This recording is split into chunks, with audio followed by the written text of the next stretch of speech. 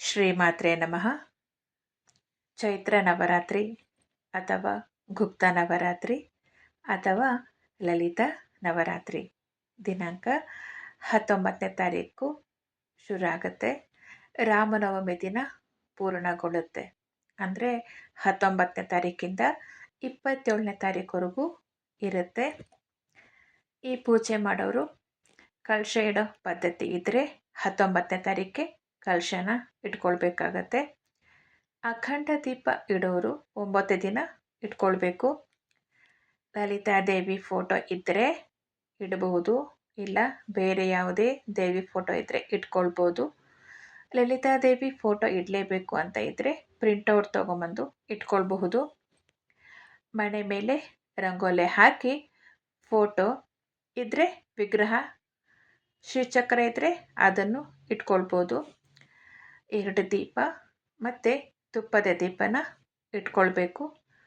ಸುಗಂಧ ಭರಿತ ಹೂಗಳಿಂದ ದೇವಿಗೆ ಅಲಂಕಾರ ಮಾಡಿಕೊಳ್ಬೇಕು. ಗೆಜ್ಜೆ ವಸ್ತ್ರದಿಂದ ಅಲಂಕಾರ ಮಾಡಬೇಕು. ಫೋಟೋ ಪಕ್ಕದಲ್ಲಿ ಒಂದು ತಟ್ಟೆಯಲ್ಲಿ ಬ್ಲೌಸ್ ಪೀಸು ಮತ್ತು ಬಾಗ್ನ ಸೆಟ್, ಗೌರಿ ಸೆಟ್ ಬರುತ್ತಲ್ಲ ಅದು, ಹಸಿರು ಬಳೆ, ಅರಿಶಿನ ಕುಂಕುಮದ ಪ್ಯಾಕೆಟ್ನ ಇಟ್ಕೊಳ್ಬೇಕು. ಒಂದು ವೇಳೆ ದೇವ್ರ ಕೋಣೆ ಚಿಕ್ಕದಿದೆ ಇಟ್ಕೊಳ್ಳೋಕ್ಕೆ ಆಗಲ್ಲ ಅನ್ನೋರು ಕೊನೆ ದಿನ ಇದನ್ನೆಲ್ಲ ಇಟ್ಟು ದೇವಿಗೆ ಮಡ್ಲಕ್ಕಿನ ತುಂಬಿಸ್ಬೋದು. ಸೀರೆನೂ ಇಡ್ತೀನಿ ಅನ್ನೋ ಹಾಗಿದ್ರೆ ಸೀರೆ ಕೂಡ ಇಡಬಹುದು. ನಮ್ಮ ಮನೇಲಿ ಜಾಗ ಇದೆ ಇಟ್ಕೊಳ್ಬೋದು ಅಂದರೆ ಸೀರೆನೂ ಇಟ್ಕೊಳ್ಳೋಕ್ಕೆ ಅವಕಾಶ ಇದೆ ಅಂದರೆ ಸೀರೆ ಸಮೇತ ಪೂರ್ತಿ ಬಾಗ್ನ ಸೆಟ್ಟನ್ನ 9 ದಿನವೂ ದೇವಿ ಫೋಟೋ ಪಕ್ಕದಲ್ಲಿ ಇಟ್ಕೊಳ್ಬೋದು. ನೈವೇದ್ಯಕ್ಕೆ ಹಣ್ಣುಗಳು ಇಡ್ಬೋದು. ಚಿತ್ರಾನ್ನ, ಪೊಂಗಲ್, ಪುಳಿಯೋಗರೆ, ಹಾಲನ್ನು ಯಾವುದಾದ್ರೂ ನೈವೇದ್ಯನ ಮಾಡಬಹುದು. ದೇವಿ ಖಡ್ಗಮಾಲ, ತ್ರಿಶತಿ, ಲಲಿತ ಸಹಸ್ರನಾಮ ಹೇಳ್ಕೊಳ್ಬೇಕು. ಲಲಿತ ಅಷ್ಟೋತ್ತರ ಹೇಳಿ ಅರ್ಚನೆ ಮಾಡಿದರೆ ತುಂಬಾ ಒಳ್ಳೆಯದು. ಪ್ರತಿದಿನ ಒಂದೇ ಸಮಯಕ್ಕೆ ಪೂಜೆ ಮಾಡೋಕ್ಕೆ ಪ್ರಯತ್ನ ಮಾಡಿ. ಪೂಜೆ ಶುರು ಮಾಡೋಕ್ಕೂ ಮುಂಚೆ ಗಣಪತಿ ಪ್ರಾರ್ಥನೆ, ಗಣಪತಿ ಪೂಜೆ ತಪ್ಪದೆ ಮಾಡ್ಕೊಳ್ಳಿ. ಒಂದೇ ಸಮಯಕ್ಕೆ ಪೂಜೆ ಮಾಡೋಕ್ಕೆ ಸಾಧ್ಯ ಇಲ್ಲ ಅಂದರೆ ಸಾಧ್ಯ ಆಗಲ್ಲ ಅಂದರೆ ಆದಷ್ಟು 11:30 ಒಳಗಡೆ ಪೂಜೆನ ಮುಗಿಸೋಕ್ಕೆ ಪ್ರಯತ್ನ ಪಡಿ. ಸಮಯ ಇದ್ದರೆ ಸೌಂದರ್ಯ ಲಹರಿ ದಿನಕ್ಕೆ 10 ಶ್ಲೋಕನ ಓದ್ಬೋದು. 100 ಶ್ಲೋಕ ಓದೋಕ್ಕೆ ಸಮಯ ಇದ್ದರೆ ಓದ್ಕೊಳ್ಳಿ.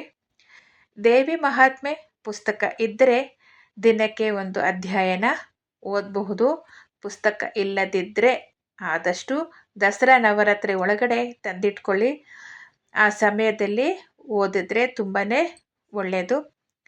ಶ್ರೀಚಕ್ರ ಇದ್ದರೆ ಪ್ರತಿದಿನ ಕುಂಕುಮಾರ್ಚನೆ ಮಾಡಿ. ಇದು ಚೈತ್ರ ಮಾಸದಲ್ಲಿ ಬರುವುದರಿಂದ ಇದು ಆಧ್ಯಾತ್ಮಿಕ ಶಕ್ತಿ, ಉಪವಾಸ ಮತ್ತು ಪ್ರಾರ್ಥನೆಗಳಿಗೆ ಅತ್ಯಂತ ಪವಿತ್ರವಾಗಿರುತ್ತೆ. ಮತ್ತು ಆದಷ್ಟು ಪ್ರಯತ್ನ ಪಡಿ ಪೂಜೆ ಮಾಡ್ಕೊಳ್ಳೋಕ್ಕೆ. ಹೆಂಗಸರಿಗೆ ತಿಂಗಳ ರಜೆ ಪ್ರಾಬ್ಲಮ್ ಇದ್ದರೆ 9 ದಿನ ಆಗದೇ ಇದ್ದರೆ 5 ದಿನ ಸಿಕ್ಕಿದ್ರೆ 5 ದಿನ ಮಾಡ್ಕೊಳ್ಬೋದು. ಕೊನೆ ಪಕ್ಷ ಕೊನೆಯ 3 ದಿನ ಆದ್ರೂ ಪೂಜೆನ ಮಾಡ್ಕೊಳ್ಬೋದು. ಈ 9 ದಿನ ಆದಷ್ಟು ಸಾತ್ವಿಕ ಆಹಾರ ಒಳ್ಳೆಯದು. ಮಾಂಸಾಹಾರ, ಈರುಳ್ಳಿ, ಬೆಳ್ಳುಳ್ಳಿ ತಿನ್ನೋದು ಬೇಡ. ಒಂದು ವೇಳೆ ಮನೆಯವರಿಗೆಲ್ಲ ಈರುಳ್ಳಿ ಬೆಳ್ಳುಳ್ಳಿ ಹಾಕಿ ಅಡುಗೆ ಮಾಡುವ ಅನಿವಾರ್ಯ ಇದ್ದರೆ ಅವರಿಗೆ ಮಾಡಿಕೊಡಿ. ಆದರೆ ಪೂಜೆ ಮಾಡೋರು ತಿನ್ನೋದು ಬೇಡ. ಮಾಂಸಾಹಾರ ಮಾಡಲೇಬಾರ್ದು. ಮತ್ತು ಉಪವಾಸ ಇರಬೇಕು ಅಂತ ಏನಿಲ್ಲ, ಊಟನ ಮಾಡ್ಬೋದು, ತಿಂಡಿ ತಿನ್ಬೋದು, ಆದರೆ ಈರುಳ್ಳಿ ಬೆಳ್ಳುಳ್ಳಿ ತಿನ್ನಬಾರ್ದು ಅಷ್ಟೇ. ಬ್ರಹ್ಮಚರ್ಯ ಅಗತ್ಯ ಇದೆ. ಈ ಪೂಜೆ ಗುಪ್ತವಾಗಿ ಮಾಡಿಕೊಳ್ಳುವಂಥದ್ದು, ಪ್ರಚಾರ ಅವಶ್ಯಕತೆ ಇಲ್ಲ. ದಸರಾ ನವರಾತ್ರಿಯಲ್ಲಿ ಕೊಡೋ ಹಾಗೆ ಪ್ರತಿದಿನ ಮುತ್ತೈದೆಗೆ ಬಾಗ್ನ ಕೊಡೋದು ಬೇಕಿಲ್ಲ. ಒಂದು ವೇಳೆ ನಿಮಗೆ ಕೊಡಬೇಕು ಅಂತ ಅನಿಸಿದ್ರೆ ಕೊನೆ ದಿನ ಕೊಡ್ಬೋದು. ತಪ್ಪದೆ ಪೂಜೆ ಮಾಡ್ಕೊಳ್ಳೋಕ್ಕೆ ಪ್ರಯತ್ನ ಪಡಿ. ಲಲಿತಾದೇವಿ ಅನುಗ್ರಹ ಆಗಲಿ. ಶ್ರೀಮಾತ್ರೆ ನಮಃ. ಇವತ್ತಿನ ವಿಡಿಯೋ ನಿಮಗೆಲ್ಲ ಇಷ್ಟ ಆಗಿದೆ ಅಂತ ಅಂದ್ಕೊಳ್ತೀನಿ. ಯಾರೇನೋ ನನ್ನ ಚಾನೆಲ್ಗೆ ಸಬ್ಸ್ಕ್ರೈಬ್ ಮಾಡಿಲ್ಲ, ಪ್ಲೀಸ್ ಸಬ್ಸ್ಕ್ರೈಬ್ ಮಾಡಿ. ಲೈಕ್ ಮಾಡಿ ಮತ್ತು ನಿಮ್ಮ ಫ್ರೆಂಡ್ಸ್ಗೂ ಶೇರ್ ಮಾಡಿ.